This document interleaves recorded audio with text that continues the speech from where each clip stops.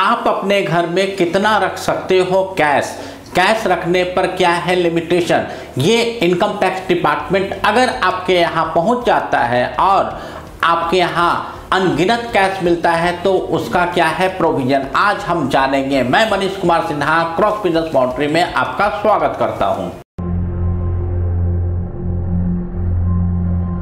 आज के वीडियो में हम ये जानेंगे कि आप अपने घर में कितना कैश रख सकते हैं।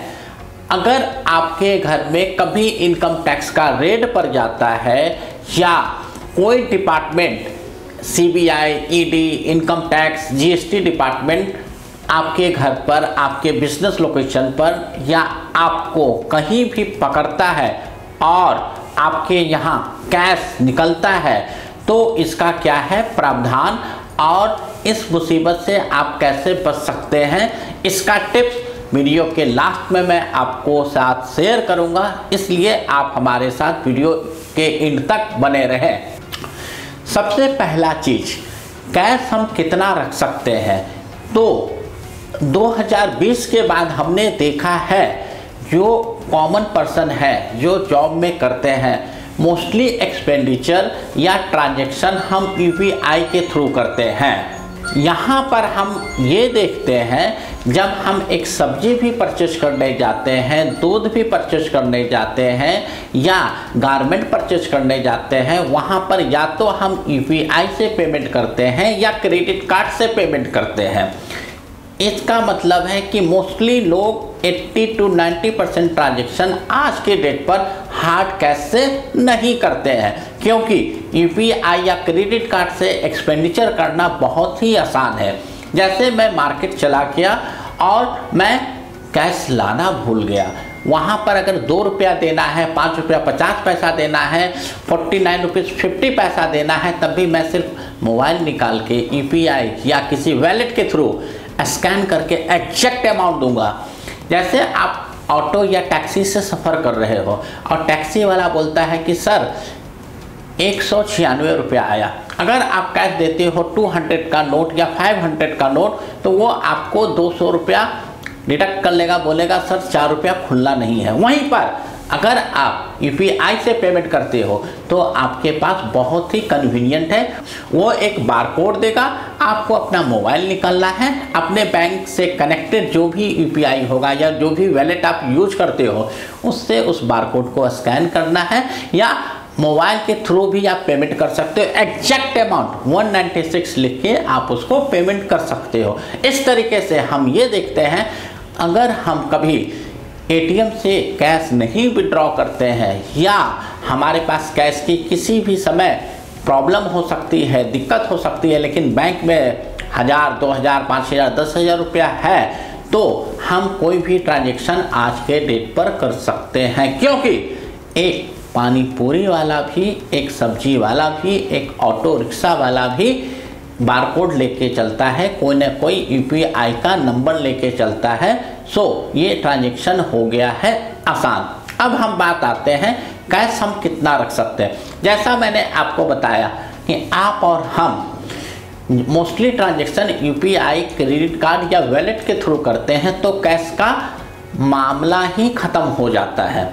लेकिन अगर आप कैश रखने के शौकीन हो या किसी कारण से आपको घर में कैश रखना पड़ता है तो इसका कोई लिमिट नहीं है। इट मीन्स आप घर में कैश 50,000 भी रख सकते हो, 50 लाख भी रख सकते हो, 50 करोड़ भी रख सकते हो और 500 करोड़ भी रख सकते हो, बशर्ते जो भी कैश आपने रखा है वो पैसा, वो कैश काउंटेड होना चाहिए और इनकम टैक्स में डिस्क्लोज होना चाहिए। इसका मतलब क्या है, अगर मेरे घर पर 50 करोड़ रुपया कैश में रखा हुआ है तो मुझे डिपार्टमेंट को इसके बारे में सोर्स ऑफ इनकम बताना है कि ये पैसा मैंने कहाँ से इनकम अर्न किया है और जो मैंने लास्ट आईटीआर फाइल किया हुआ है उसमें ये डिस्क्लोज होना चाहिए।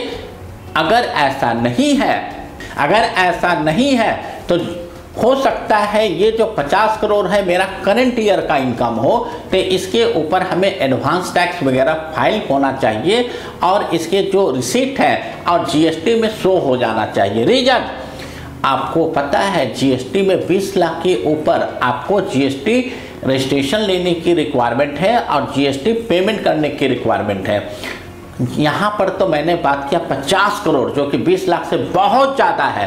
तो आपको हर महीने जीएसटी रिटर्न भी फाइल करना है, जीएसटी में अपना इनकम भी डिस्क्लोज करना है और उसके ऊपर जो भी जीएसटी की लायबिलिटी आती है वो आपको देना है। तो इनकम टैक्स डिपार्टमेंट ये कहता है कैश आपकी इच्छा है, कैश आपका है, आप जितना रखो, लेकिन हमें इसका सोर्स ऑफ इनकम बता दो, आप अपने आईटीआर में डिस्क्लोज कर दो और इसके ऊपर जो भी इनकम टैक्स की लायबिलिटी आती है वो आप पे कर दो। उसके बाद आप फ्री हो, जितना चाहे कैश आप घर में रख सकते हो।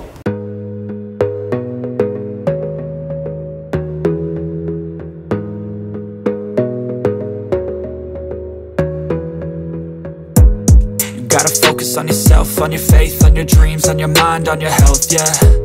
You gotta work, never tell, keep your head down, find what you love. लेकिन अगर यही कैश अनकाउंटेड होता है, अनटैक्स्ड होता है, तो इस पर आपको कहाँ पेनल्टी लगेगी वो मैं आपको अभी बता देता हूँ।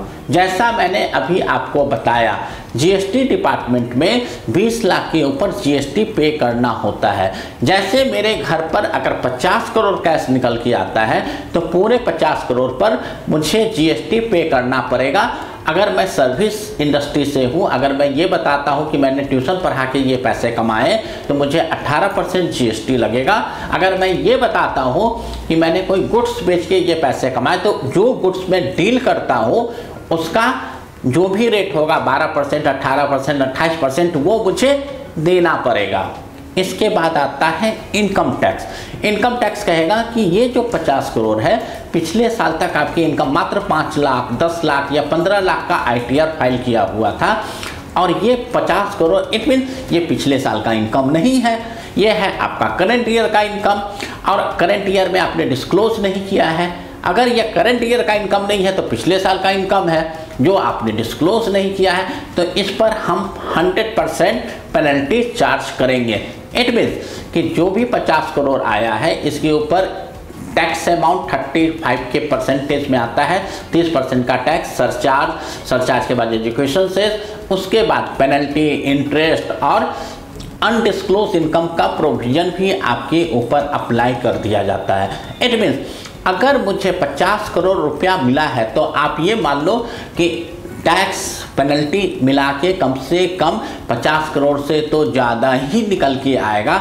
सो दोस्तों, अगर आप कैश घर में रखने के शौकीन हो, आपको नोटों के गद्दी पर सोने का मन है, तो आप इनकम डिस्क्लोज कर दो, टैक्स दे दो, जीएसटी दे दो। अगर आप ये 3 चीज़ नहीं करते हो, आपको भारी नुकसान झेलना पड़ सकता है, जहां पर आपको जीएसटी डिपार्टमेंट और इनकम टैक्स डिपार्टमेंट आपका कैश भी जब्त कर लेगा और जो भी इंटरेस्ट पेनल्टी लगना है वो आपके ऊपर चार्ज करेगा। अब बात आती है कि मैं कैश रख के करूँ क्या मैं कैश में घर परचेज कर सकता हूँ, कार परचेज कर सकता हूँ, कोई बाइक परचेज कर सकता हूँ? तो जी नहीं दोस्तों, ऐसा कोई भी ट्रांजैक्शन आप करना चाहते हो, इवन आप गोल्ड परचेज करना चाहते हो, हर जगह आपसे पैन कार्ड मांगा जाता है। अगर आपने किसी भी ट्रांजैक्शन में पैन कार्ड दे दिया, जैसे आप कार परचेज करना चाहते हो और आप कैश देते हो 5 लाख, 10 लाख, 25 लाख, 50 लाख, आपको साथ में पैन कार्ड और आधार कार्ड देना है, तो वो आपके इनकम टैक्स में रिफ्लेक्ट कर जाएगा।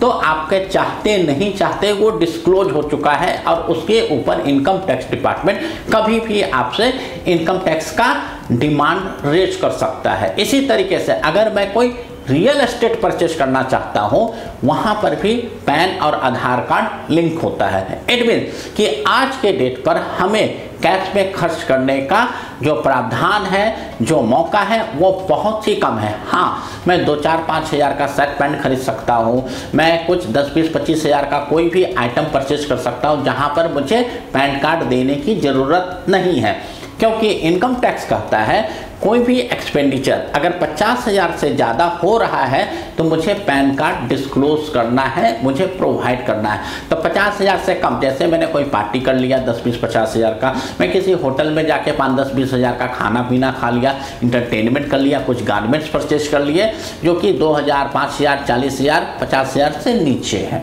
तो इस तरीके से हम कैश रख के भी बहुत ज़्यादा इंजॉयमेंट नहीं कर सकते हैं। वहीं पर आप किसी को कैश में लोन भी नहीं दे सकते। इनकम टैक्स डिपार्टमेंट कहता है कि अगर आप किसी को लोन 20,000 से ज़्यादा कैश में देते हो वो इलीगल है और वहाँ पर भी 100% पेनल्टी आपके ऊपर लगाया जा सकता है। पहला पॉइंट। दूसरा, कैश में लोन देने का दूसरा लॉस बता देता हूँ। जैसे मैंने आपको एक लोन दिया कैश में 50,000, पेनल्टी जो लगना है लगेगा। हो सकता है कल को आप मुकर जाओ या आप नहीं रहे तो आपके बच्चे मुकर जाए कि अंकल आपने मेरे फादर को कभी भी 50,000 रुपया दिया ही नहीं, मेरे पास कोई प्रूफ नहीं होगा और मैं कोर्ट में भी नहीं जा सकता क्योंकि ये कैश का ट्रांजैक्शन है। सो दोस्तों, आप कैश जितना चाहे रखो, लेकिन 3 बातों आपको ध्यान रखना है। आपको इनकम टैक्स पे करना है, उसके ऊपर GST पे करना है और इनकम को डिस्क्लोज करना है, सो डैट जब भी कोई डिपार्टमेंट आता है तो आपको इंटरेस्ट, पेनल्टी और हरासमेंट इन तीनों से आप बच सको। लास्ट टिप्स जो मैं आपको देने वाला था कि जब भी आप कैश अपने घर में रखना चाहते हो तो आप अपना प्लान कर लो, उसके ऊपर जो भी GST एप्लीकेबल है वो पे कर दो। इनकम टैक्स, एडवांस टैक्स हो या इनकम टैक्स पेमेंट करना हो या ITR में डिस्क्लोज करना हो, ये सारी प्लानिंग करके आप चलो। उसके बाद आप कैश जितना चाहे रख सकते हो। तो दोस्तों, अगर ये वीडियो आपको अच्छा लगा हो, ये इन्फॉर्मेशन आपको अच्छा लगा हो और आप अपने दोस्तों के साथ शेयर करना चाहते हो तो इस वीडियो को ज़रूर शेयर करें, हमारे चैनल को लाइक कर लें और सब्सक्राइब कर लें, सो नेक्स्ट वीडियो का नोटिफिकेशन आपके पास आ जाए। और कैश रखने से संबंधित कोई भी सवाल आपके पास हो तो आप कमेंट बॉक्स में हमसे सवाल पूछ सकते हो, वहाँ पर हम आपके सवालों का जवाब देंगे। जब तक दोस्तों, नमस्कार और प्रणाम। Audio Jungle।